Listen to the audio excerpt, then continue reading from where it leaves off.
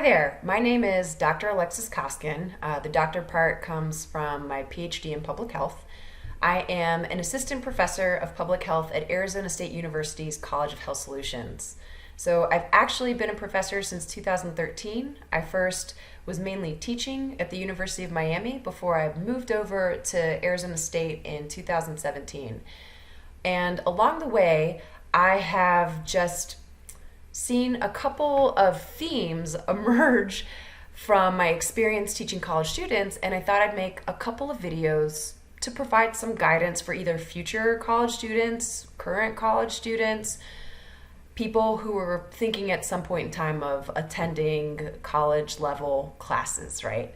So, all right, let's get started. I'm going to try not to say the word as much as possible. It's a verbal pause that unfortunately I've been using too frequently. So these topics actually go hand in hand, this getting to know your professors and then later on asking for letters of recommendation. So number one, I highly recommend that on some level you get to know the people who are teaching your classes.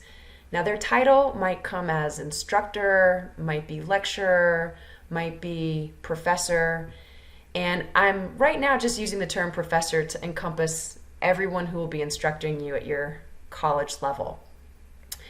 These folks have decided to pursue a career where teaching is part of their job, which means helping is part of their job, and answering questions, part of their job, right? Now, they might not be able to answer your questions other than a clarification in, say, like the middle of an exam, because that would be an ethical dilemma for them, but in terms of how to prepare for an assignment, what to do in terms of being best prepared for class, providing career guidance even. Sometimes a lot of professors are willing to help you in those areas.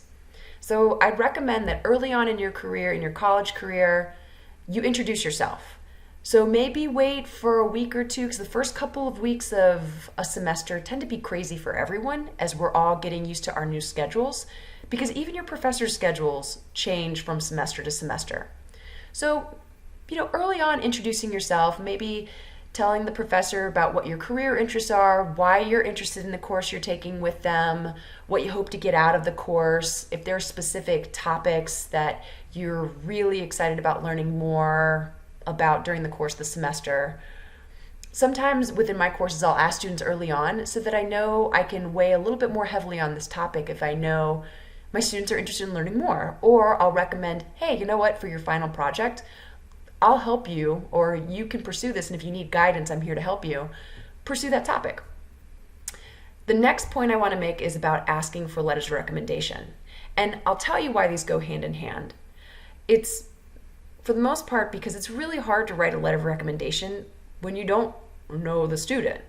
So I'll give you an example. There are some students that I really do actually enjoy writing a letter of recommendation for, and it's based on how well I know them, their performance in my class, seeing them grow as a student over however many semesters I've taught them. I get really happy when I can provide a good, strong letter of recommendation for them. Now, on the other hand, if there's a student who either performed really poorly, never showed up, or I just didn't know them, it's going to be really hard for me to write an honest letter of recommendation.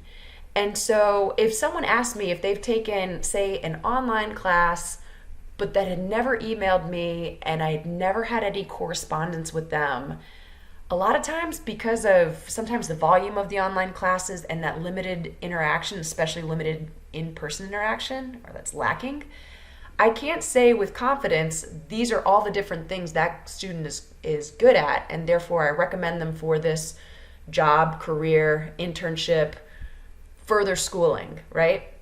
So that's why it's important to get to know your professors, and when asking for a letter of recommendation, clarifying and say, can you provide a positive or can you provide a strong letter of recommendation? And if they say yes, try to see, do they have time to write this letter of recommendation? Are they hesitant because of a time factor? If so, you might want to offer drafting creating a draft, right, of a letter of recommendation for them based on what they might know of you in that class or in whatever capacity they've gotten to know you. And additionally, so you want to ask, would you provide a positive? And you'd also want to tell them, here are my deadlines. Here are the places I'm going to be requesting your recommendation. And here's a copy of my CV. And if you have a personal statement for that internship, job, or whatever it may be, possibly include that as an attachment on an email requesting. But give your professors enough time. Don't ask them for a letter of recommendation that's due a week away.